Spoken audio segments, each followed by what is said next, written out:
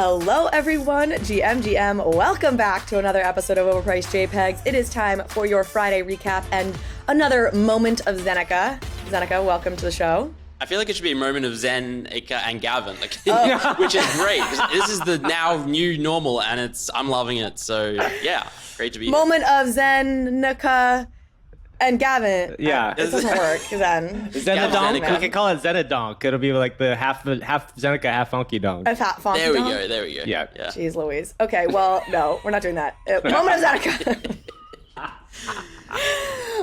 No, I'm kidding. This is why you have Emily, Zen. You know, you got a marketing person to help you. No, just kidding.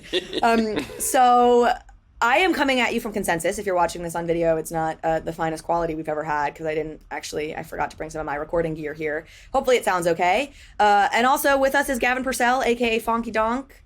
I was just telling these guys I'm pretty devastated that neither of them are at Consensus with me. It's been really fun so far. We're, just wrapped up like day one. The Daniel Allegre event is going to be tonight if you're listening to this the day it drops, which is Friday. Very excited for that. We'll be releasing the recording of that, of course, as well on the feeds. So if you miss it, you'll be able to catch it later. I will have updates. I know I keep saying this. We will have OPJ Gin updates very, very soon. It is happening. We promise. Okay, I think with that, let's hear a word from our amazing sponsors, GALXE, Web3 Sense, OpenSea, and then we will get back to the show. Y'all know I think one of the most powerful use cases for NFTs are loyalty programs, which is why I'm so excited about our latest partner, GALXE. That's GALXE.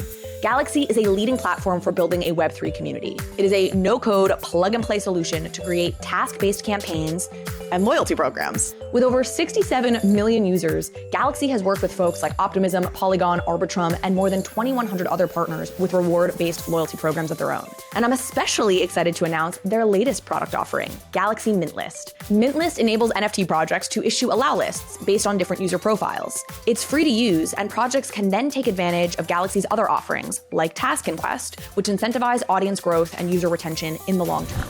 Go beyond the mint and keep using GALXE's infrastructure to reward users through on and off-chain actions. GALXE's goal is to help projects grow in an authentic way and help them retain their users and communities over the long haul. And as a user, you can start contributing to your favorite Web3 communities today, joining allow lists through Mint List and earning rewards, NFTs, oats, tokens, and points. Go to galaxy.com right now, that's GALXE.com right now, or click the link in the show notes to get started. Your Web3 community is waiting.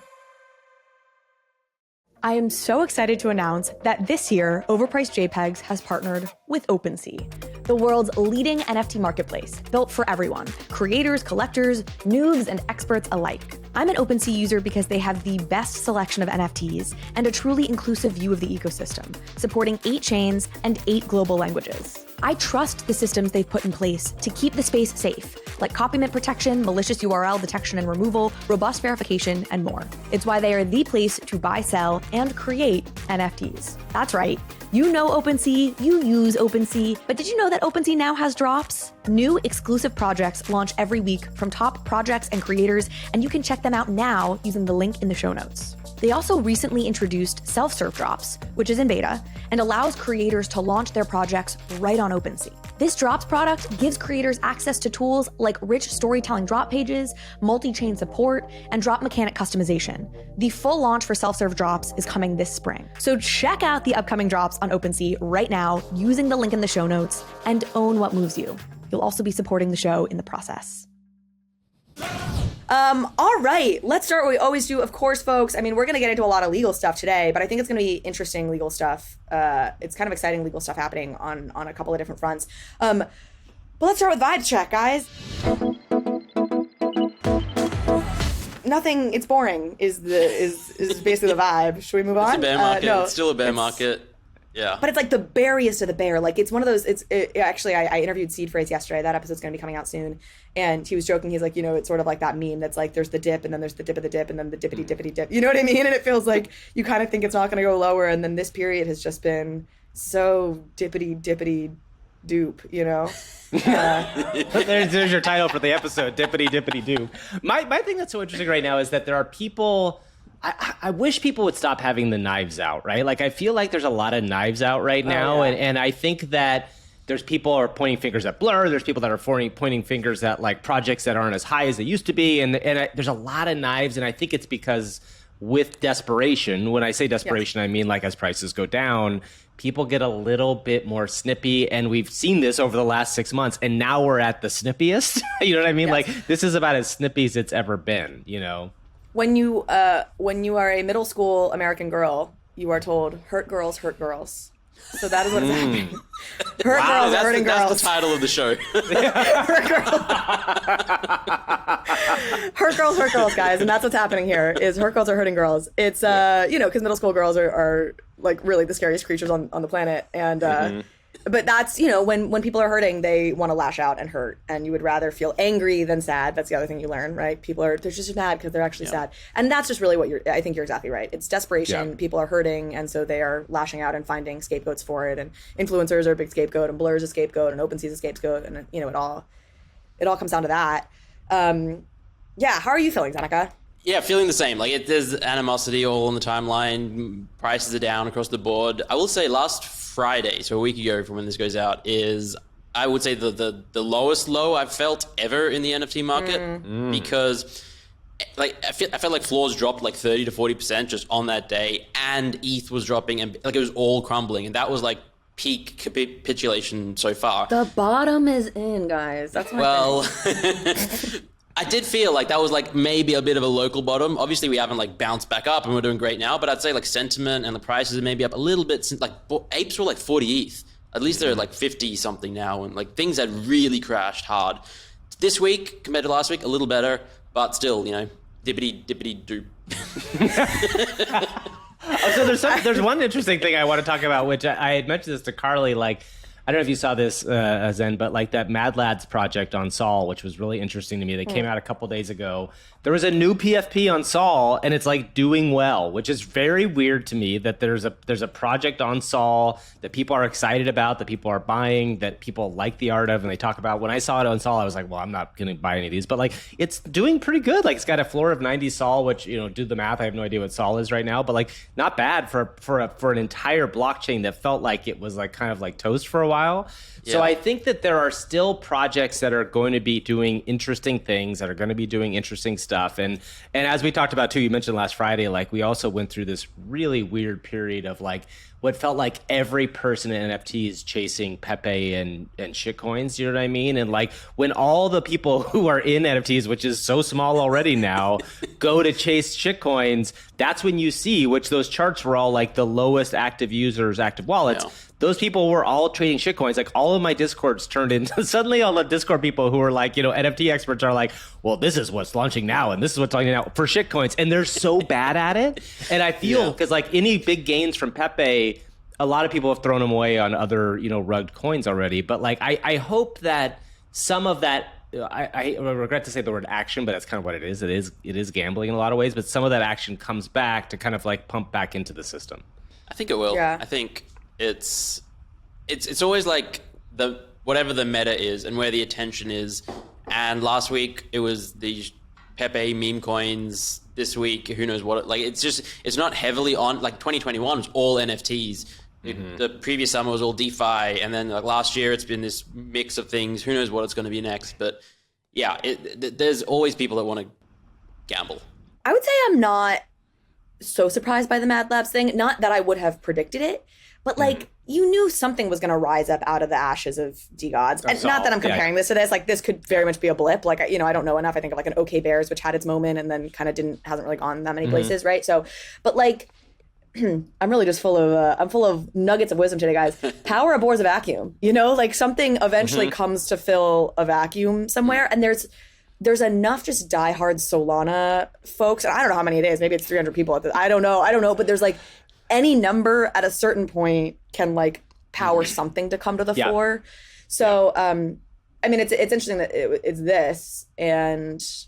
It'll be, look, I would love for them to have another like standout project that actually builds well and can do something cool. It can come over to ETH after a while. Yeah. Exactly. I want another good ETH project, Move exactly over right. eventually. It's like you guys are such a good incubator for us. It's so cute, guys. Thank you, please. Yeah. 1 out of every 10,000 projects is gonna make it. No, I mean. Yeah, exactly. The other project that I saw launch, or has it launched? I think it launched, or maybe it was just announced. Is this Ekos Genesis project. I almost I hesitate. I don't know enough. Please, guys, do diligence. I'm not even trying to. But the only reason I bring it up is I actually met the person behind the project last night. His name is David Mizell. And Gavin, you can give more context into this because we were looking at this before. I mean, he is the founder of Marvel Studios. He was, it sounds like kind of the business guy, money guy behind, but he was the executive producer for Iron Man, the Hulk, very serious Hollywood player. You were kind of saying, Gavin, that Kevin Feige is the name of the creative genius behind Marvel. So very, very quickly, the Marvel story is really interesting, how it came to movies, right? That they had, I'm a longtime comic collector, at least when I was younger, and Marvel kind of had this massive collapse, right, in the 90s, where they kind of went bankrupt and they flooded the market with all their comics, and they were trying to figure out how to grow the brand again. And a couple big people, Avi Arad and Ike Perlmutter were the two people kind of in charge of the brand. They decided, I think, with this guy, which after reading about him, to kind of launch a studios brand and really to bring Iron Man to the forefront. And this is all before Disney got involved. You have to remember, Marvel kind of did this on their own before Disney. People think of Kevin Feige as the architect of the Marvel universe, which he is. And he's the guy they brought over to Disney to kind of run it and kind of take it to the next level, where when you think of the big kind of turning point in the Marvel universe is Captain America. Which one is it? It's Captain America Civil War. Thanks, Zeneca. Yeah, it's Civil War. It's Captain America Civil War, and that's the one where it suddenly became oh my God, this is this giant universe where all these people are interacting with each other. But before that, Iron Man was a real long shot. People have to remember that Iron Man, the movie, the fact that Iron Man wasn't even a real kind of character that people in the world knew very well. And when he came out, this guy who I honestly didn't know a lot about, there's a couple really interesting stories. Kim Masters, who's a great journalist, wrote a story about him for The Hollywood Reporter and just talks about how this guy was kind of influential and instrumental in getting that whole thing started. So it is a project that I'm really interested in now because clearly he saw something early in an IP and helped bring it to the forefront. So I definitely want to hear more about it. So I met him last night. He's here at Consensus, which I give him credit for. I mean, clearly, he's he seems genuinely into this stuff. I think we might try and have him on the pod at some point. But I'm on, if you go to Ekos, ekos.io, I mean, it's kind of sick. Basically their website, the website for this project is one of these immersive, you move through a gallery, but it has a very distinct feel. Obviously, folks can go check it out at home. I can't screen share well on Riverside. It's a whole thing. So I can't show it to you, unfortunately. But it's sort of this stone room that feels sort of ancient Roman kind of, and then you've got this very bright illuminated art throughout the place, which are these one-of-one pieces of art, which is, I guess, what this Ecos Genesis collection is. It's all one-of-one original digital art, handcrafted by David Mizell, founder of Marvel Studios, with acclaimed artists Michael Turner and Peter Steigerwald, and the Mythos Studio team, which was a company that I think David, this guy, founded with Scooter Braun, which I don't love because I'm a big Taylor Swift fan, and we have issues with Scooter Braun, but I'll set it aside. I'm very glad I have no idea what you're talking about. Nobody who listens to this podcast has any idea what I'm talking about, to be clear. This is But anyways, it's fine. We have some women who listen, and then they know. So I don't know. It's cool. I think it's really interesting. This guy David is interesting. I talked to him a little bit last night, and again, we might try and hop on the pod to talk about things because he clearly has an eye for IP. The other thing the other reason this I thought was interesting was John Rogers came on the show recently. We did our most recent episode of Blockbuster. Go check it out. And that episode was really diving into how blockchain could be used in the development process for developing IP for studios. And John, I think it was a really good episode. But next time we're going to get into how this could affect the production side of things. And John started to tease that in this past episode by saying he really thinks of the production bucket as more senior talent from Hollywood production getting into Web3 in some ways. And that's the thing he's looking out for as the marker for how things are progressing on the production side when it comes to production of blockchain. And this just struck me as the perfect example of that, of somebody who has serious Hollywood credentialing getting into Web3 and sort of playing out a little bit of John's thesis. Well, John pointed out too yesterday. I don't know if you saw this, Zeneca, but David Ayer, the director of and screenwriter, has launched this project with John, I think, as part of it, right? Lollipop is what it's called, which is yes. Yeah. So that David Ayer was really interesting in that he was responding to people who were kind of being negative about NFTs to him in a very rational way. And I thought it was really cool to see somebody who's super Hollywood known, like somebody who's like a well-known person, especially in the fan world, which the fan world you think of as like gaming and comic book people are, you know, I'm one of them, but I also know there's a lot of reactionary people in that world. Like it definitely exists. It was very cool to see him very rationally and explanatorily, if that's a word, talking to these people and having this conversation about like, hey, yeah, sure, you may have lost money on NFTs, but that's not what I'm in it for. Like, I'm in NFTs because blockchain is an interesting technology. It allows creative people to do interesting stuff, to create ownership over things. And yes, some people have used it as a place to gamble and do things, but like it is about much more than that. And like those are the things we need people to be saying about NFTs. Yeah. And just for David Ayer, he created the Fast and the Furious? What was his role in Fast and Furious? It was like I think he was the screenwriter originally. Okay. I don't know 100%. He also was involved. Yeah, his screenplays include Training Day, The Fast and the Furious. Yeah. I think it was William Shatner. I might be getting it wrong, but yeah, I remember him just like they were like something he was doing NFTs or Star Trek NFT or something, and then he was getting troll tweets, and he's just in the replies, like replying to people, being like defending NFTs rationally and like just calling people out. I'm like, guess how old William Shatner 200 is? Years. No, I know he's like 94 or something. He's 92. William Shatner is 92 years old out there on fucking Twitter. Yeah, rationally explaining 70. And defending NFTs. He doesn't look a day over 70. It's incredible though. He's here. He's speaking at Consensus. He's like one of the like kind of keynoters or whatever. Honestly, we were talking about it at dinner last night. Yeah, it's amazing. I like give him so much credit. But yes, it was. So he has his own collection. So he did Star Trek came out with their Recur collection, and Shatner was talking about it and supporting it, whatever. And then I guess he did his own project. I think on Wax, actually, somebody said. I don't think it was even an ETH project. Anyways, very interesting. Okay, let's move on to our main stories. They're connected in the sense that they're both lawsuits.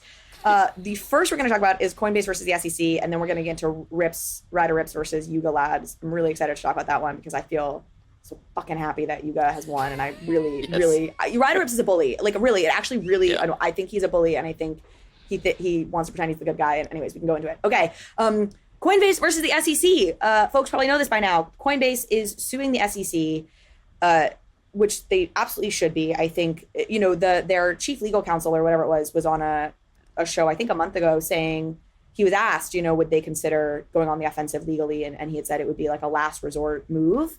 And apparently that last resort move is here. They are down to their last resort. Like, it's like, what are they supposed to do? So they're suing the SEC. My understanding is that this is a narrow suit, which I think they said explicitly. They're trying to go kind of for the most narrow route as possible, which is they sent them something formal to the SEC in July of last year, asking for clarity, like asking the SEC to respond to them with clarity around a number of things.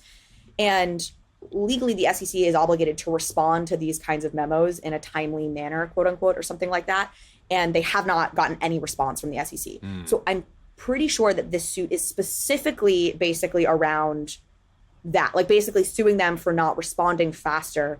But of course, the broader implication here is they need to respond and give some clarity. So the hope, of course, is that this will force the SEC's hand in providing some of that regulatory clarity that at this point we just freaking need. Thoughts, y'all? Woo! Go Coinbase. Yeah. I saw a tweet earlier of another video of Gary Gensler lecturing like many years ago with the hashtag Gensler tapes. And like, I want to see that trending. I want to see more of him testifying and like just blowing up because it's ridiculous where we're at with the lack of clarity and regulation over crypto in the US. So this is great. Go Coinbase. Yeah, I agree. I think the other thing I was saying is I think that the regulation conversation needed to happen forever ago, and then FTX happened, right? And when FTX happened, there's a lot of like egg on face from the people who were involved. And one of those people, like, Gary Gensler directly involved in some ways in that. And I think there's a lot of people trying to pick up the pieces and kind of sweep stuff under the rug. And part of sweeping stuff under the rug is like, crypto is bad. We have to regulate crypto. But going back to what Zeneca just said, like, there are these videos of Gary Gensler from like not that long ago talking about how 3/4 of all crypto are not securities. Yeah. That's like like a lot of crypto. Like that's like if you come out, like that's 3/4 is a lot. So I don't even agree with that. yeah, exactly. It's probably a lot less than that, but still, this is the person who is now coming hard against all crypto. Like there is huge problems with this. I mean, again, it goes back to I think the government got kind of sideswiped by the FTX thing, and they were seeing a PR nightmare and had to jump into it and say, like, we're going to really go against these bad people. But guess what? They didn't know what they were doing beforehand, and that's why the bad people happened. Like, that's my thought about it. Well, the other thing that I think is interesting, one of the challenges I think Coinbase has here is to this point about, like, how many cryptos are securities, right? Like, I think, what does Coinbase want? Coinbase wants to defend Ethereum and Solana and like a handful of very legitimate blockchains. They also have Shiba Inu listed and Dogecoin listed. And now I will defend them to the ends of the earth for that because they laid out the process by which they accept tokens on their exchange to the SEC many years ago and then went public, which is a process regulated by the SEC, with those rules in place, right? So like the SEC has had ample fucking opportunity to decide that anything about the way Coinbase runs its business was not okay. And they went public as a company, oversight by the SEC with all their processes in place. So that alone, like I will totally defend Coinbase. However, it is very hard to argue that Shiba and Doge are not speculative instruments, right? Like you can defend Ethereum, but then when the follow-up question is, okay, but you also sell Doge, it's like, well, are we not, like it gets more challenging. So look, that's not something I think to be decided in this particular course of action that's happening here, but I'm glad like the first thread has started to be unraveled and all of these questions ultimately will come to the surface. And if it means Coinbase has to delist Doge, I'm sorry, meme coin millionaires, like, so be it, right? Like I will take your profits now, whatever there is. Yeah. I will take that all day long in exchange for like, getting to have my Ethereum and not having it registered as a security. So, one thing that worries me about this is a little bit is that like, okay, so we're also entering this world where like AI is about to get regulated or they're going to try to regulate it, but it's in the same place that crypto was a couple of years ago where the people who are in AI are saying like, hey, this is the thing that's happening. And I mean, it's not exactly one for one, but it's a similar sort of thing. Government works in such a stupid way, right? Like things take forever until it gets to be a giant problem. And then suddenly everybody's on it. Please, government, please in some way, U.S. government or governments around the world, find ways to open the doors to like emerging questions. Because I think if you can approach emerging questions much earlier, you can approach them with a much smarter kind of aspect in how you address them.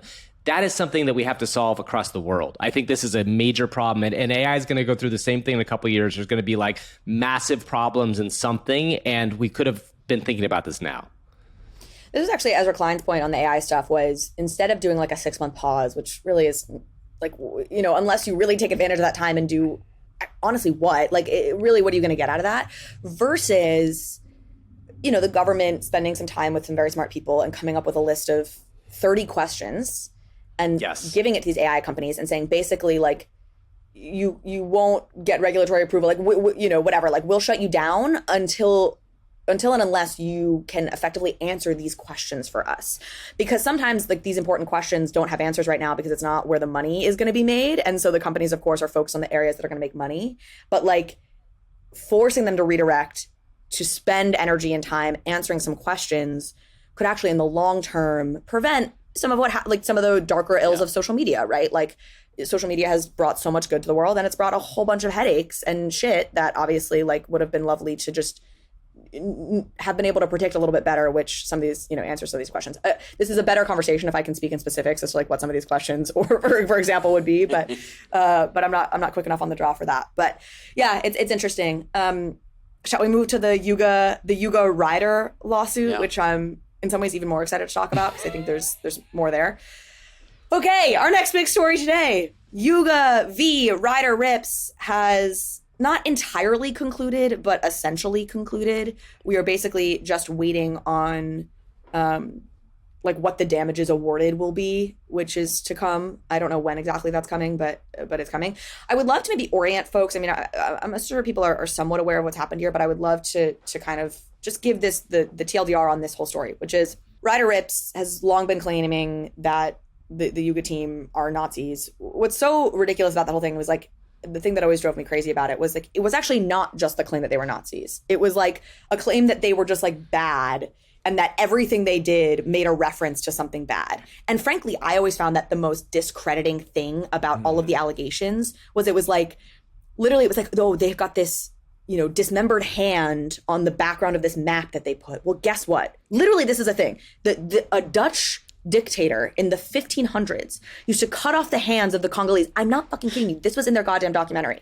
Like, used to cut off the hands of the Congolese, and you have these images from back in that time, drawings of, like, oh, I now know that all of this is bullshit, because in what universe, like, and the Anti-Defamation League, the ADL or whatever, like, said this. They were like, bad people have a particular ideology. They're not just like randomly drawing in references that are racist and anti-Semitic and like there's like a lineage to, like, and this was just everything bad in the world. Yuga has some, anyways. Okay, so it was this ridiculous hodgepodge of things, which again, I never felt like this was legitimate. Of course, Ryder conveniently also had his own then identical collection of Bored Ape Yacht Club NFTs called RRBAYC, where he made hundreds of thousands of dollars.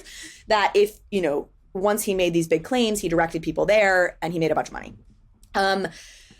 What's interesting is, so then Yuga sues Ryder specifically for trademark infringement, because Ryder was using the BASI marks, you know, like the logo, and he set up rrbayc.com as his website for you to mint. He set up apemarket.com, I believe, as like a site to trade the RRBAC NFTs.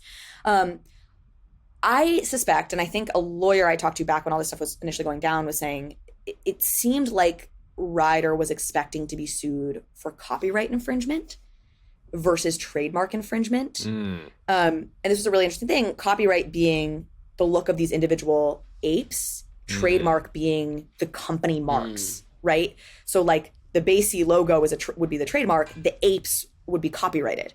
And Rips, I think, actually wanted to get sued on copyright infringement, because that's a much murkier thing, because BASI did this kind of wild thing, which is they gave the copyright licenses over to their holders. And I think Rips actually wanted to make this like a broader precedent-setting thing around the complications of copyright in NFTs. And instead, Yuga hit him with trademark infringement, because that was the much clearer cut case. Now, and I'm sorry if this is not boring to people, but what was interesting at that time, for you know, I was kind of tracking this really closely, is then the Ryder Rips camp tried to make this argument that, oh, see, BASI's suing us for trademark infringement because they realized they don't actually own the copyright, and none of you actually own the copyright, and the whole copyright thing is bullshit for all of these reasons that we don't have to get into. So then they tried to spin it into that whole thing, and that becomes a separate thing that's interesting to talk about. We won't talk about it here. So this trademark thing they really went after because it was like the clearest way for them to win, and now they have. Okay, that's some of the background, and then we can maybe get into what the courts have now found in this case. But they have ruled for Yuga Labs that they did in fact infringe on their trademarks. I'll pause there. Thoughts on y'all's end, and how much were you guys following this at the time when like all this was first coming out? I followed it when it first started. Like, obviously I followed the whole Ryder Rips versus Yuga Labs Bored Apes for a very long time, and then the court case started, and I was like, oh, this is very interesting. And then it like I didn't follow as it went on until like we got this final judgment, and then I was like, oh, okay, so now I got like the start and the end of it. And yeah, I think it's an awesome result. I think, to your point, everything that, you know, what Ryder Rips clearly had an agenda. He wanted a profit. He wanted to discredit Yuga, and he was trying to twist facts and reality into whatever way he could to make Yuga look bad. It wasn't they're explicitly doing this wrong. It was, what can I make them? And like you said, digging up 15th century stuff. Honestly, if Yuga had put in all the references that he claimed that they'd put in, that would be so impressive. Like, they spent months researching. Like, how could you do that? Like, that was... I think you're absolutely right. And I think that like the thing that's interesting to me about this is that Ryder is this new kind of artist that I will kind of refer to as like an attention artist, right? Like there's an artist that has grown lately based on the idea of how the internet has grown and how meme culture has grown. And I think that what Ryder is brilliant at, and this is like, I don't believe that this is a good tact in any sort of way, but it's kind of built on the facts of like, you know, the world of the 2016 election. Like there's a world where if you understand how to play attention and you want to be like an attention artist, you can get attention. Now, the interesting thing about this story to me is you can also get in big trouble for the kind of attention that you grow, because like the thing about this that feels like to me that's so wrong is that there is a world where like, okay, so I'm a big Warhol fan, right? Like Andy Warhol, like really interesting artist who took people's copyrights and played with them, had a similar sort of thing in a conversation around like what that means. And I think Ryder comes from a world where that's like what he's trying to get at, right? The thing that about this not is, eye roll harder, but no, yeah, no, that's fine. But I'm just trying to like come at a place from the artist side, right? And but I think the thing where all this went wrong, and I mean, whatever, it went wrong in a lot of ways from the beginning, but like the idea of the disparaging amount of stuff they were putting out that was complete horseshit feels like all of this 4chan world coming to the NFT space, right? Like when I say 4chan world, I mean these people who are like, you know, I don't want to say the word because I feel like if you say the name of this group that like they find you and suddenly they expose everything in your life. But like there is a group that came up very strongly out of the 4chan world and then was a major force in politics and still is in America, that has the same sort of roots, right? Which is this idea of like, how can we put together these weird, you know, it's like that Charlie Day meme of all the different things together. Oh, yeah, like pictures on the wall, like I'm going to connect these dots. Exactly. And people buy it, right? Like that's the thing. People buy it because they're like, to Zeneca's point, like all this work went into it. How could it be wrong? And it's like, it's bullshit. This is the thing that's funny about it. It's all bullshit. But like the attention artist knows how to do it, knows how to tell the story, and knows how to get the attention off of it. Well, I think there's a couple of things that are really important here. And it's funny because I feel like I've been almost like more invested in this than I feel like most people I observe in the space seem to be. And I think I'm particularly sensitive to it, having worked on like Yang's presidential campaign and feeling very sensitive to being like lied about in the press and like just, you know, I've talked about there were some conspiracy theories around Yang. I mean, there were 4chan actually came after me with like weird conspiracy theories saying I was like funneling money. I mean, weird. And, you know, you've got those like the same kind of weird charts being like, Carly, because I had forgotten to like take an ex-employer off of my LinkedIn, or not like take them off, but like list them as an ex-employer. So be like, she still works here and she's funneling money through this production company that I used to, I mean, you know what I mean? So I feel sensitive and like kind of very enraged by people who I think do this in bad faith, which I very much believe Ryder did in bad faith, and the court sort of ruled that he was acting in bad faith with all this, which is very validating. There's obviously such a huge distinction between a Warhol who's like playing with like brand copyright in this like artistic way, and like the way he got attention to his project was making up lies. And targeting specific individuals. Like he wasn't even making up lies about a big, you know, Pepsi as like a big broad entity company. He was making up lies about individuals. I mean, he had GordonGoner.com, like he registered a website after the name of one of these individuals. Like to me, it just felt like such clear-cut cyberbullying of specific people, which I just think is horrendous. Like there are so many people who play the attention game. That is what you do if you are in this world kind of in general, but certainly in media, if you're an artist. I get it. I respect it. You got to go get your bag. I have rarely seen, I feel like, people who just do it on the back of just defaming a group of individuals with really horrendous claims. Like I am so triggered by this. So anyways, so I'm so fucking psyched that the bully has lost.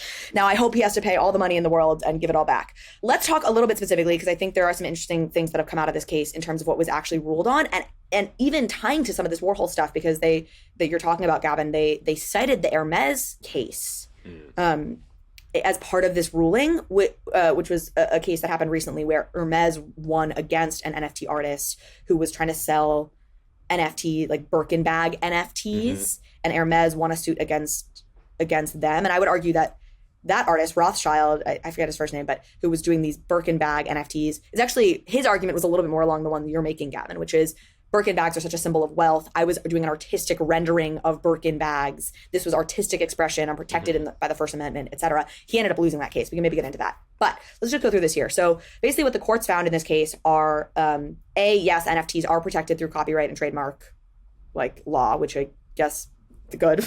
Glad we cleared that up.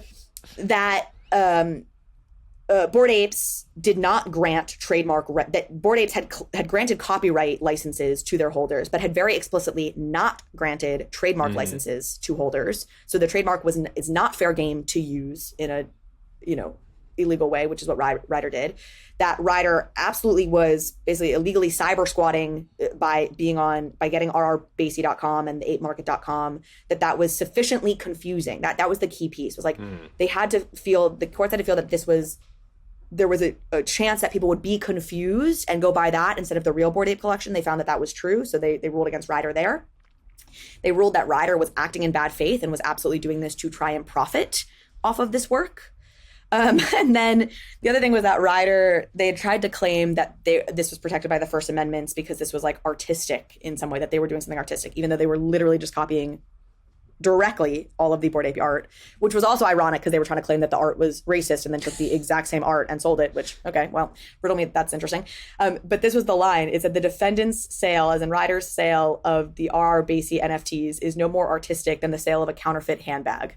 So basically just like he's just strictly counterfeiting these. So it was a pretty just up and down the ballot resounding loss for Ryder and a resounding win for Yuga. And the last piece are, I think, some of these interesting precedents that we get into here, like the fact that they cited this Hermès case. So, yeah, I don't know. What thoughts on any of that? I mean, yeah, score one for the good guys. I like that it seems the court understands the space enough to recognize that, trademarks and copyrights apply and, this was a copy and that kind of stuff.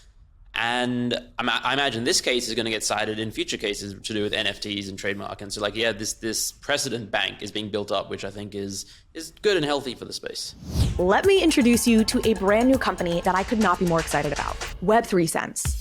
A Web3 analytics platform that combines on-chain data with social media insights to give you the deepest, most meaningful intelligence into any NFT community. I have tested other analytics platforms out there, but Web3 Sense has the most comprehensive capabilities I've seen in the NFT ecosystem. They apply sophisticated data science to wallet histories to determine behavioral patterns and help shape predictive analytics. In other words, they can tell you which Twitter accounts are actually the influencers in your space. And they can tell you what resonates most within a community by looking at what other communities token holders are involved in. The number of use cases here is virtually unlimited. So whether you're a trader, creator, institution, brand, agency, I promise Web3 Sense has data that you want to see with the deep and actionable insights that you need to build, analyze, grow, start, whatever you want to do within the NFT space and in terms of building a business and a community. Now, they are still in very early days, so they're eager to connect with the community. So if you're interested in learning more about what Web3 Sense can do for you and your business, and you should be, go and fill out the very short form linked to in the show notes, and someone from their team will reach out with more information and an opportunity for a product demo. Trust me, you won't regret it.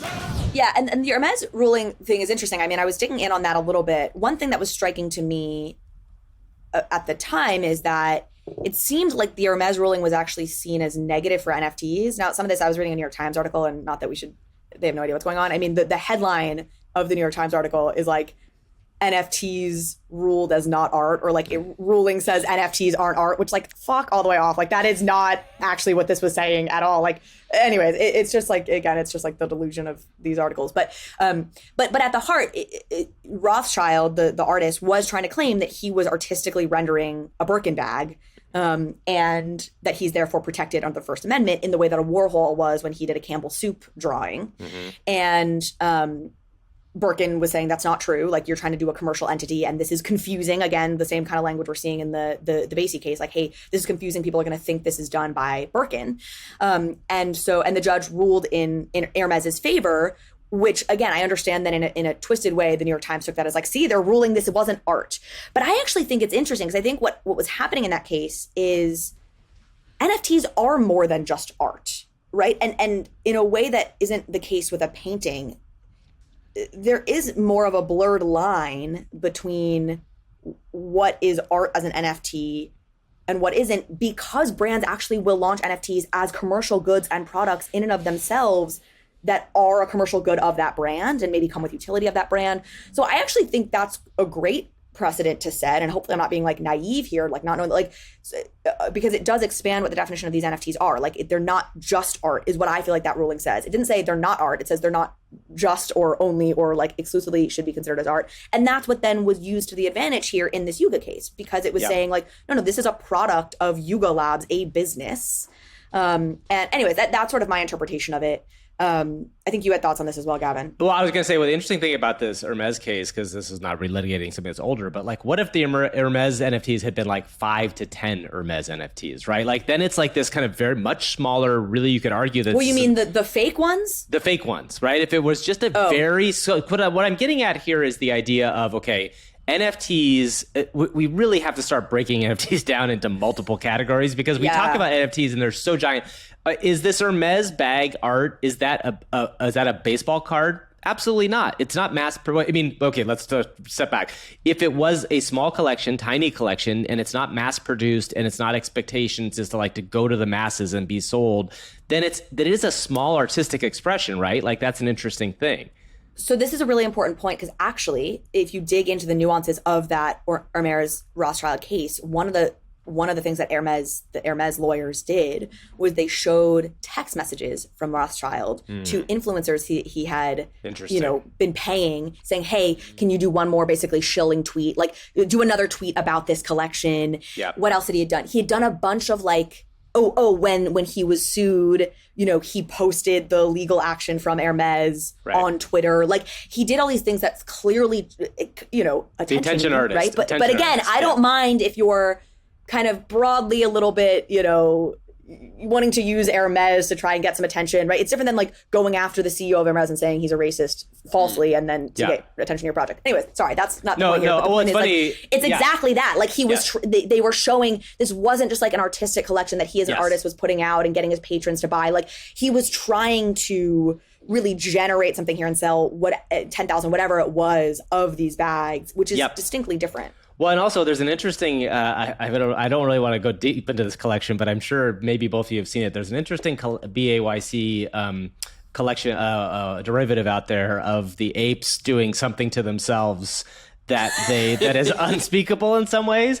That is weirdly an artistic expression, because you're changing the actual art. You're having them do this thing to themselves. And derivatives of apes, I mean, for God's sakes, we all know, like, there's probably, if you cut all the ape derivatives, the BAYC derivatives together, they're probably bigger in terms of floor price and ultimate market cap than something like Cool Cats. Like, there's been that many of them that have come out. Yeah. So the interesting thing about this case is I think it gets back to that whole kind of trademark question. The one thing, going back to what I was saying before, is I really think it's important to do is start thinking about NFTs in different ways. Like, there are collectible NFTs, and I think actually looking at CryptoPunks is a really interesting look at this. Like, okay, CryptoPunks feels like an art project, right? There's not really a business behind it. That, clearly Yuga bought it, but they sees it as an art project. People kind of view it as this kind of interesting thing. But there are 10,000 of them. If there are 10,000 of something, does that change what it means to be art, right? Like, what does it mean when there's like 10,000 of something? Now, there are many artists who have put out multiple, series of prints and things like that. But when you think about art in the past tense, mostly you're thinking of one pieces of art, right? Like, you're thinking about like Van Gogh's sunflowers. Like, there were not like, 10,000 variations of the sunflowers print that existed, and everybody had their own version of it. And this is where it gets to being like, okay, let's start breaking NFTs up into these different ideas, right? Like, what is a collection? What is, a place that is art only? What is something that's trying to build a business? I mean, we struggle with this sometimes, Carly, when we're trying to build our NFT top 10 index, because part of that is like, okay, we're ranking only the collections that are like businesses and trying to build brands, because CryptoPunks has still one of the largest market caps of all collections, but it's not really trying to build on itself. I'm not going to compare a fuck render. I'm not going to compare, what X copy, right, to a Bored Ape, right? Like that those just are not apples and oranges comparisons. And then you have like Max Payne, right? Which is like an interesting thing where Max Payne was being traded as a massive collection because there are so many of them, even though it's all the same thing. This is where the lines get very tricky, I think, sometimes NFTs. I feel like I'm actually optimistic about the courts doing the right thing here. In general, I actually think our court system is impressive. I know there's a lot of people who probably will find plenty of exceptions, right? But I think this Yuga case is obviously the right decision. Having looked now into the Hermès case more, I actually think that was the right decision, and it makes me optimistic for the Coinbase suit. I do think that it is in the litigation parts of all this that I think we may actually come to the right decisions, and hopefully ultimately the right regulation around the different categories of NFTs. So I'm totally with you. One last interesting thing, which is not directly connected to this stuff, but is something that has come up apparently, is there's an ape holder who is seeking legal help for IP protection after discovering somebody else is selling products featuring his ape. But here's where it gets complicated.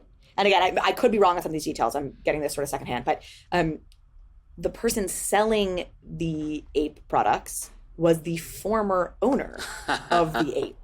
Wow. And this is getting into something I've talked about a number of times in this podcast. And we did, a couple of episodes a while back sort of about this, and with like IP attorneys talking about like this.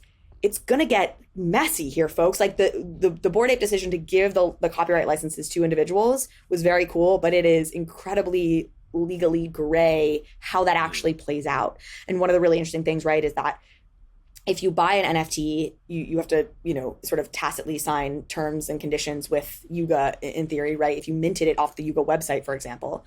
But when you buy it on secondary, if you're the 18th person to buy that NFT, you haven't signed anything, like any contract with Yuga at that point. And like, what are you beholden by at that time? Like, so this is a really interesting example to me of some of what gets complicated here starting to play out. Or like, to your point earlier about the apes doing something to themselves, like what if somebody, and this was the example I used to give all the time when I talked about this on the show a lot, like somebody, makes a porno with their ape, but doesn't disclose that, and then the next buyer of it doesn't know. Like, when you buy a house, you get an inspection. Like, exactly. Yeah, like you get all these details. I used to say it with World of Women, because that's the really bad one. It's like this feminist, whatever, and then the World of Women thing is in a porn, and then you buy it and you don't know, because when in other like asset purchases, you buy a house to a deed, like there's a whole process you go through, or you know what I'm saying? You buy a house, right? Like there's all sorts of ways how to get all sorts of information about that house, so you don't end up surprised when the floor is caving, the roof is caving in, whatever, right? But we don't have that yet in NFTs. And so when you're a secondary, tertiary, whatever buyer, you don't really know what the lineage of that NFT has been yet. So I think a lot of this, people are thinking about this. There will be solves to this. I was talking to somebody yesterday who has a company, I think, called Aspen, that's like thinking about this in the product that they're putting out in terms of like trying to enable like automatic pop-up signature, terms and conditions signature things to come up every time you buy an asset, whether it's secondary, tertiary, or whatever. But I don't know. I find this stuff really interesting, and it's maybe not the sexiest. It's not as sexy as I think it's interesting as Pepe running up 3 million%. But I actually have a question for Zen about important. this. Zen, I was wondering, somebody who's coming out with a PFP project, what are your thoughts on this world? Like, how are you going to grant copyrights? Like, where are you at on all that? We haven't decided yet. I love CC0 personally. I think it's amazing. It is clean. We're working with our copyright lawyer, and she is also a big fan of CC0, and for some of the same reasons, because she's looking at what's happening with Bored Apes, and it gets very murky if you give, to the exact same point, you give full commercial rights, someone sells it, what happens? And then, yes, there are these other solutions where you can maybe add into the metadata something in a description on OpenSea saying if you buy this or on Blur or whatever platform you buy it, you get but it gets very complicated and messy, which is why CC0 is so, like, it's just natural to NFTs. But obviously the market doesn't necessarily see it the same way, which is, I almost see it as like, on me as a founder, or like as anyone launching a project, if you want to release a CC0, then it's your duty to educate the people in the community why you're making that decision, why you think it's a good decision, and hopefully they agree with you, because at the end of the day, we're doing a PFP for the Zen Academy community. So I'm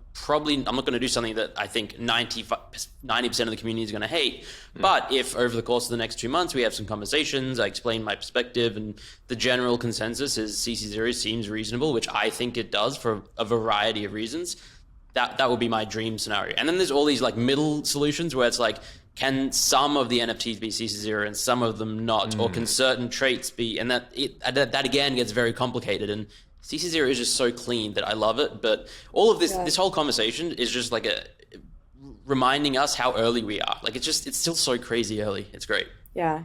I do think one of the big misconceptions around CC0 is because people are like, well, I want to build a business off of the back of my particular thing. You can still do that with CC0, right? If you go and take your asset and build a business around it, then that can be trademarked, right? You can trademark that particular asset for your business. So it does not Yeah, it does not preclude you from having protections if you've actually built that business using that mark.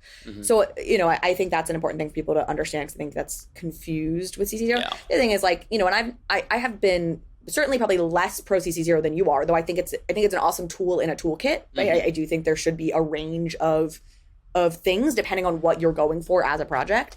But, if you're upfront about it out the gate, that's very different than doing it kind of the old switcheroo. midway, you know? Exactly. I think the biggest thing that the space just wants is like proper expectation setting, and kind of knowing from day one what the expectations can be. I mean, this space wants a lot of things, let's be honest, but yeah, that's one of them. Floors go up, that's what the space wants. That's what the space wants. Let's is floor goes up. Yeah. Line goes up. Awesome. Last couple of things I think we should wrap on here. I mean, one, there's a lot going on in the sneaker world, which is fun to see. I was joking with both of you before this episode. I feel like I know .swoosh just came out with some stuff. Adidas came out with the Confirmed app. Shout out Token Proof, who's powering that, which I love to see.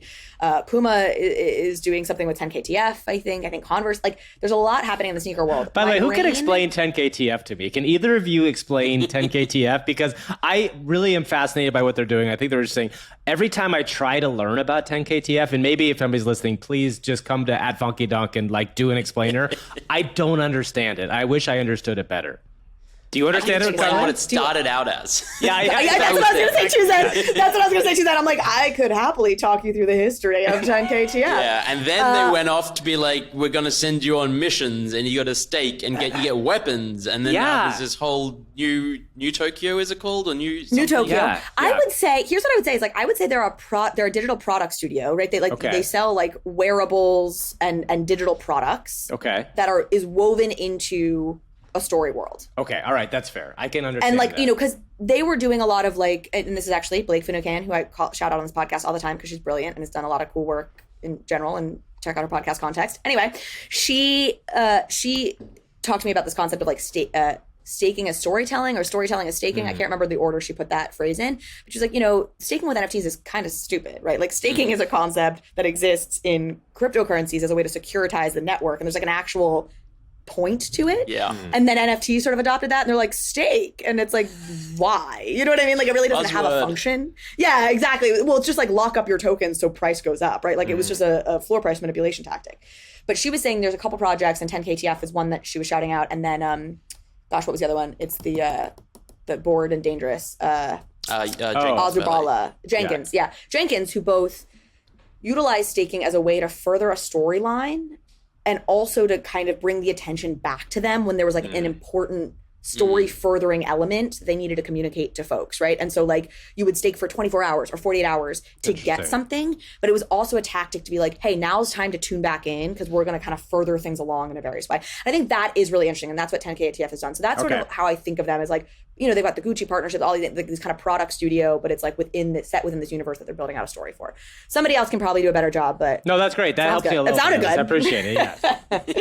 Yeah. But anyways, point is, like, with all the sneaker stuff that's happening, I'm excited by it. I think it's cool. I think sneakers are clearly at the forefront of this.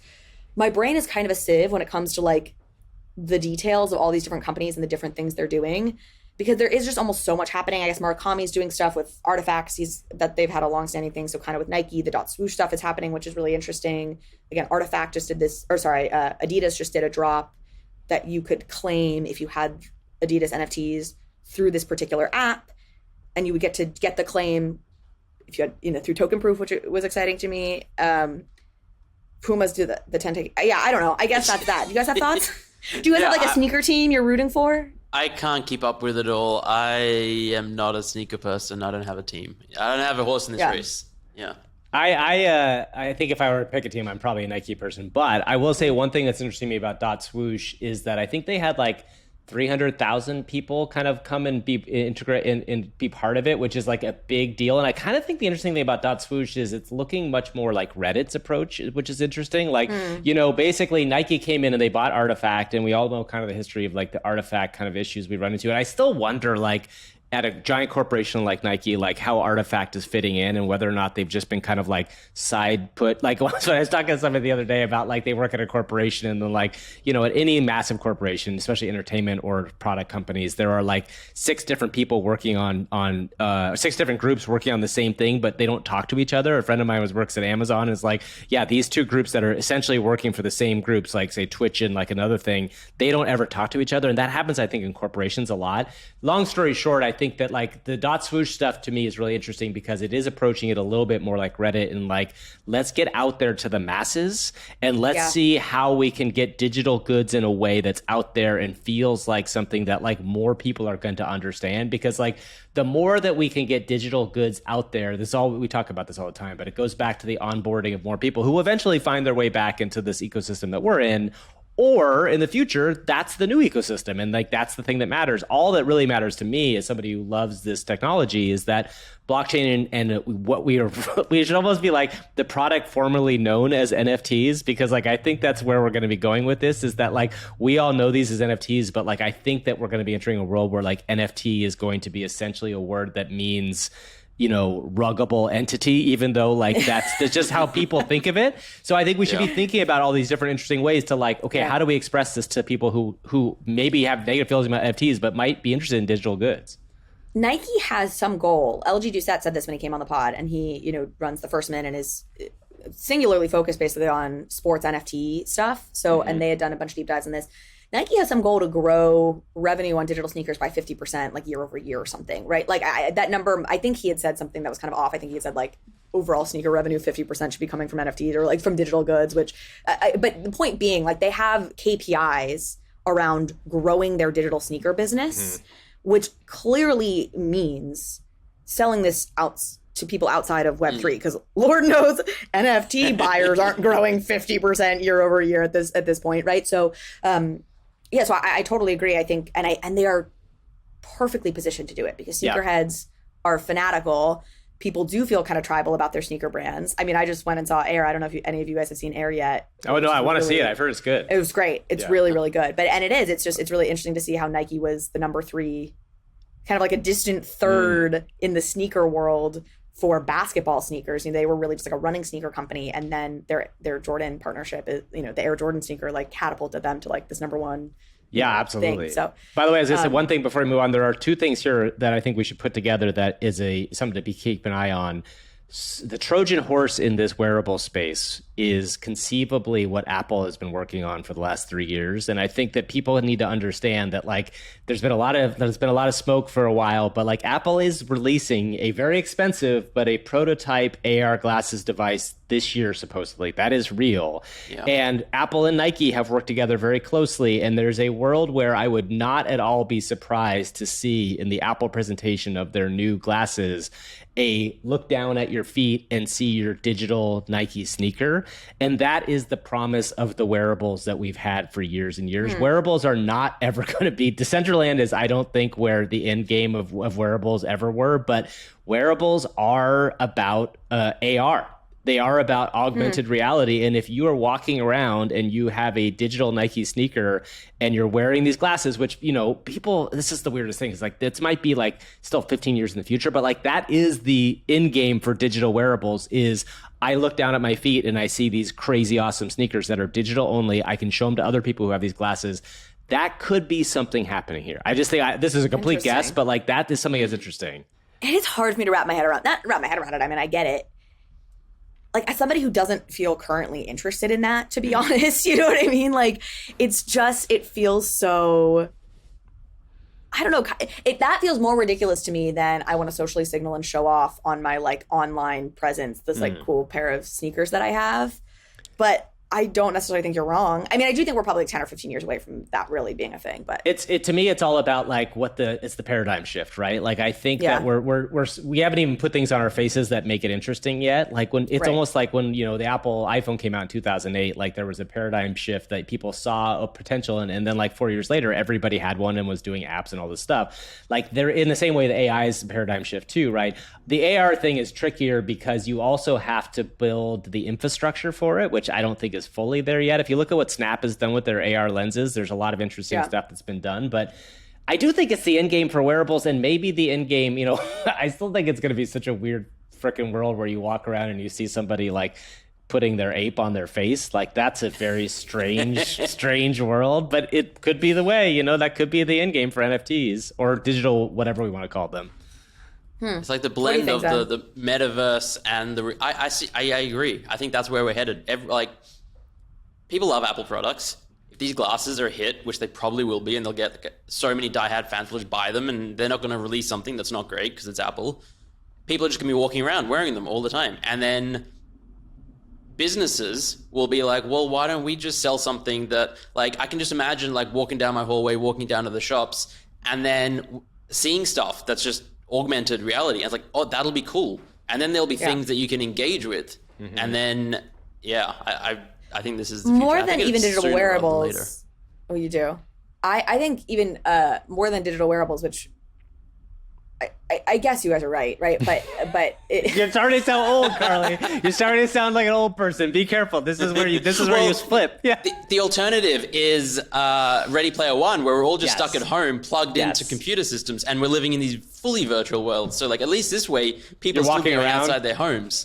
Yeah. No, you guys are fucking right. You're right. What I was gonna say is the thing that's more interesting to me is the Tom Bilyeu thing, which is you have these glasses on, right, and you see like a floating kind bar, or you know, like whatever Quest bar floating in some like, you know, hand, and because you have the Quest NFT, you see that, and then you get to go, you grab that thing, and you go into your local CVS and you redeem that for an actual Quest bar, and sort of like that kind of, or like, hey, you know, like a little like something appears over here because the NFT you have in your wallet, and it unlocks this set of like experiences that you're having in the real world. Like, and if that world is happening and that world is interesting to me, then of course the digital sneaker world is happening, because why wouldn't it be? Like, social signaling, right? The digital sneaker thing is all social signaling. It's like, I wear Hermès bag because I want to look like I have a lot of money and I'm in fashion. The social signaling thing is the same thing. I have the newest digital and Nike sneaker, that sort of thing. And what was so interesting, so this, I was actually saying this to you guys before we hopped on. I sat next to a really interesting woman at a dinner at NFT NYC, and she worked in fashion for 6 or 7 years, whatever it was, and now works in digital fashion for a company. She's actually based out of Dubai. Zen. Maybe you guys can, you know, link up and talk digital, I don't know, whatever you guys talk about.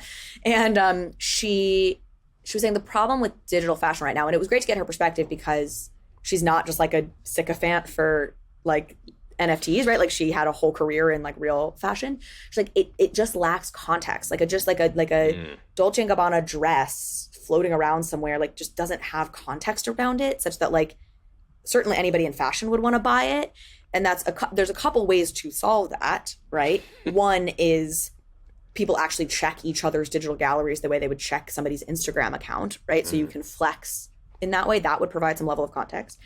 What you're describing would provide some level of context, which is you can actually have it on your body in some way. The other thing that I think some of like the NFT diehards, it is interesting to me, it's a lot of men who are like, digital fashion is going to be a thing. And I'm like, fashion for women is sort of about getting laid. Like, everything is in this world. You know what I mean? Like, you know what I mean? Like, I pick out my clothes because I want it to look good on me. Like there, you know, look, there's plenty of people who also, it is such a expression and a like artistic expression. So I don't want to take away from that. But like, that element is like very important in fashion. And it's not just like, and texture, I mean, texture, obviously, and feel is important. But I mean, there's a world where you could create the most amazing feeling white dress, and then is projected out is the thing that you're digitally wearing, right? Like, so the comfort, it's like a level of, you know, I would love to just wear sweatpants around all the time. Exactly. And then like suddenly you're able to wear like this project kind of like giant thing. Yeah, exactly. Okay, maybe. So, but to get back to the original point, that's another way to create context, to your point. So context could be, okay, you check this, like you check your Instagram. Context could be, okay, you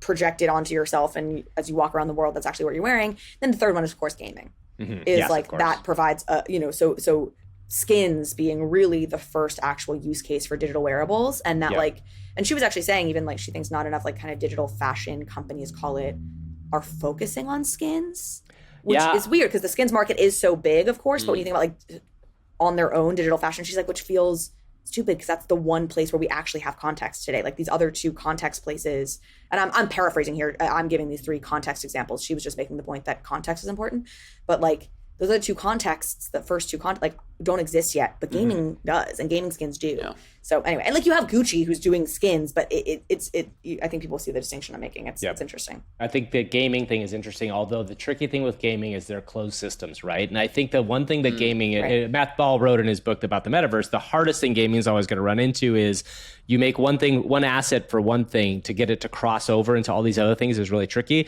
The one interesting thing about Apple owning AR, or AR becoming a thing, is if there's an IRL file format for whatever this thing that I'm putting on myself, and it takes off and it gets mainstream appeal, there will be a trigger for all these kind of like third-party systems to say, oh, I see this has value to people. How can I work that file format into my closed system? Like that feels like a way to kind of get people to understand it, because I really don't see a world where Epic Games makes something for Fortnite and then somebody else says, oh, I want to use the Epic Games format. No, they want to create their own thing to be able to sell it themselves. But if there is something where like a large player like Apple, which is probably, I think still is one of the largest companies in the entire world, makes something work, then other people will be like, oh shit, we have to find a way to put this into our systems. Yeah, you're saying the companies right now don't have an incentive to like create interoperability. Yes, exactly. But there's a big, like at the platform level, something big enough at the platform level, like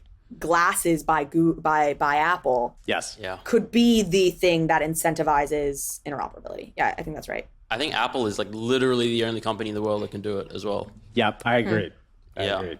Well, come on, Apple, then. I guess we're all rooting for you. Let's go, baby. I'll forgive your 30% extracted fee system if you make interoperability a thing and can progress this vision. All will be forgiven, man. By the way, that was a news story that might have gotten passed by, but like, did you see that Epic lost their lawsuit against Apple? That was a thing. That sucks. I knew the appeal. You mean because they lost already once? You're saying they lost the appeal? Lost the appeal. Yeah. Wow, that's a bummer. I'm surprised I didn't see that because that's another one that I find very interesting.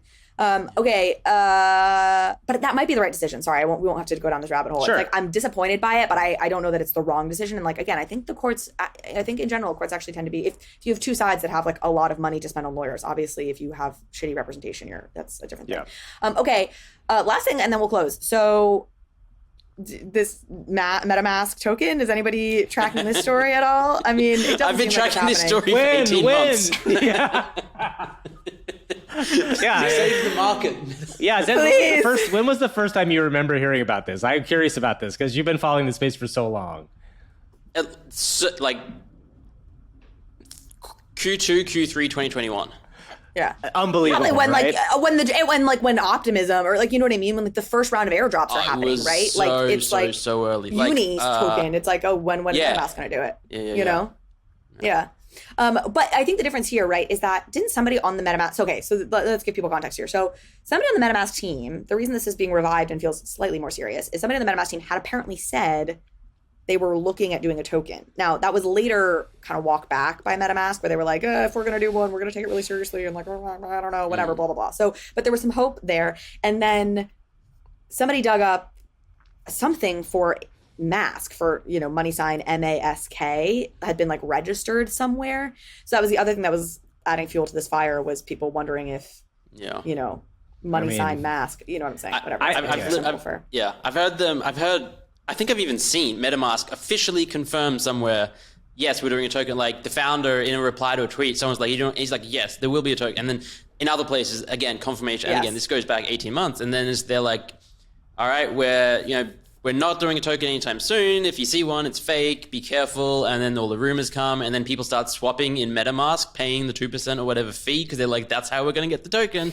And then people split up to like 100 different wallets, and then MetaMask is probably dragging it on because they're making revenue, and then they also want to not reward the people that are farming it and figuring out how to do that. And I think eventually they will, but who knows when. The thing to me about a MetaMask token is who's buying it when literally everybody gets the airdrop.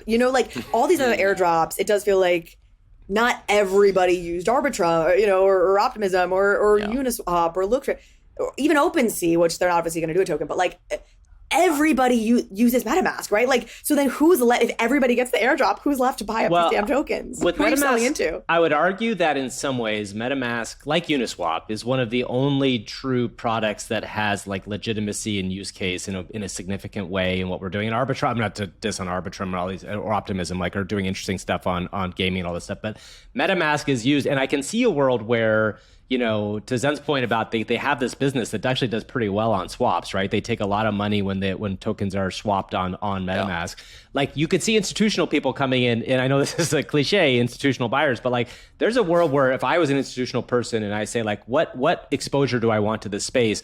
MetaMask has survived a very long time. They haven't screwed up a lot, which is like a really big thing. Yeah.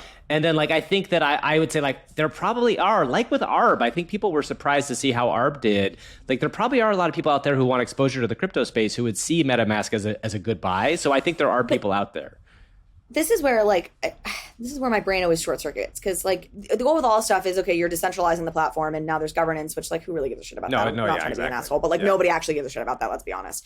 And then the second thing is like some sort of like profit share, right? Mm-hmm. So what you're getting at there is, because MetaMask takes this like 2% fee swap cut or whatever, that's going to somehow then be distributed to token holders. What's interesting is like, I don't know to what extent we've really seen that play out with any of these tokens yet. I mean, that's to me the thing that's, you know, the white hope of Blur tokens, I guess. I don't know. I mean, that was always my thing when the ENS, I remember that, you know, obviously that was like such a big airdrop moment. And I remember like, it was early enough in my crypto journey. I was like, okay, like really trying to like logically understand it. And then I was like, oh yeah, no, okay. It's not logical. People just have like somehow convinced themselves they now own a part of this company that they don't own a part of, that isn't even really like, okay, cool, got it. We're all just crazy. So like, I don't know. Like, I mean, Uniswap is a good comp, right? My funny joke, not joke, but like the thing that always cracks me about Uniswap is we're like, the new world of crypto and it's decentralized. And like, at least at one point, if you looked at the Uni token holders, it was like 80% was held like I think it was like the Harvard Endowment Fund and then like A16Z. You're like, oh yeah, new world, guys, new world order. Really shaking things up over here in crypto. I mean, ultimate argument is like, we're going to get another bull run in crypto. Like, it's just the way that this world works. And like, if you want to make a lot of money, one way to do it is to buy a token that's very cheap that you believe could go up really high in the next bull run. And like, yes, the A16Zs were the world, but like also like if people got smarter as investors, maybe there's a world where they come in and buy MetaMask at whatever, a $2 amount, and then it goes to $20 in the next bull run. Like there's a real world where that drives it. I'm not saying that is any sort of utility, and this kind of gets to the heart of what's an issue with crypto at heart, but like that's real. Do you know what I mean? Well, is anybody distributing? Here's my question: is anybody actually distributing profits from the like Uni's obviously the best example? Like, are they? Do they just like what do they? They, as far as I'm aware, they don't at the moment, and they never have. But they did. They had a governance vote to turn on the fee switch and distribute it, and the vote came up no or negative, where they were like, let's keep it free because currently they don't take a fee, as far as I'm aware, or maybe it's very minuscule. They don't. Somebody told me this, and it was credible. They don't pay themselves. Like Hayden doesn't take a salary. He takes a salary in Uni token. Yeah. I'm sorry. What? I mean, God bless Uniswap. It is the classic example of like the early decentralized platforms. Your Uniswaps, your Aave, like they're the true builders. Did things right. Yes, they came in for the right reasons and are doing it right. And then of course, what happens is you get a shit ton of knockoffs who are scammers and grifters because they see what's happening there and they're able to like capitalize on kind of confusion around like what all this means and like look like those things without actually being those things.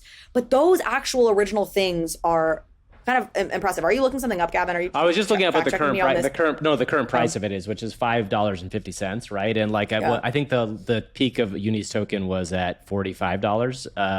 On May 2nd, 2021, right? So that's right, kind of in that first run up in the DeFi summer world. But like, you know, it's an interesting thing to think about. Like, even at $5, like it hasn't gone to zero, and that's like not a terrible price for something that has like a real use case, right? That's an interesting thing.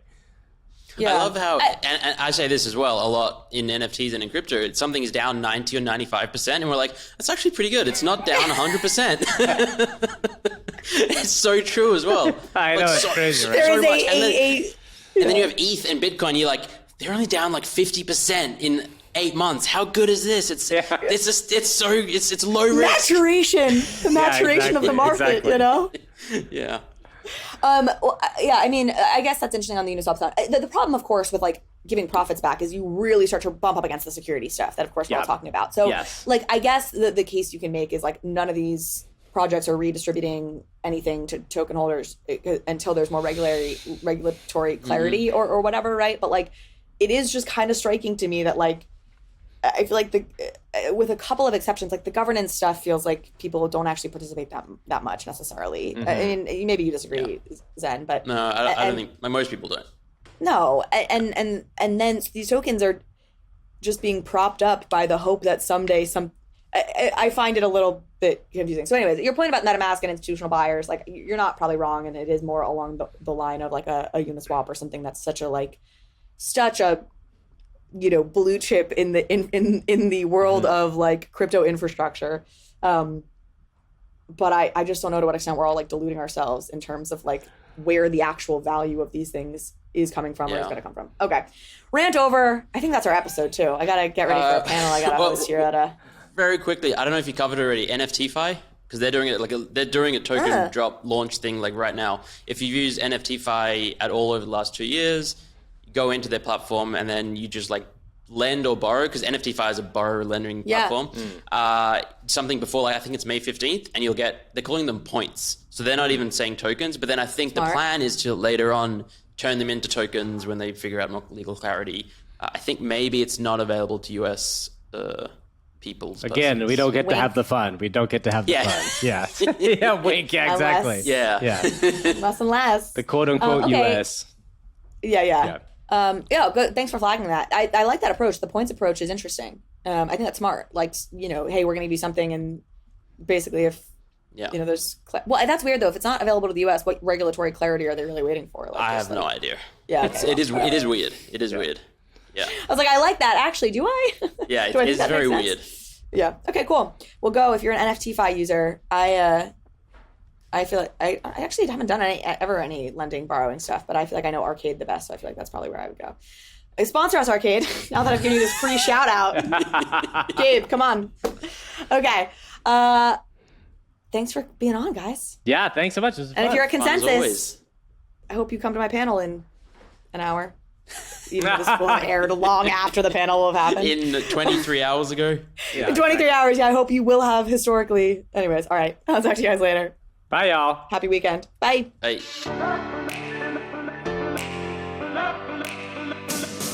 Thank you so much for watching this episode of Overpriced JPEGs. If you liked this conversation, if you liked this episode, please go ahead and hit subscribe.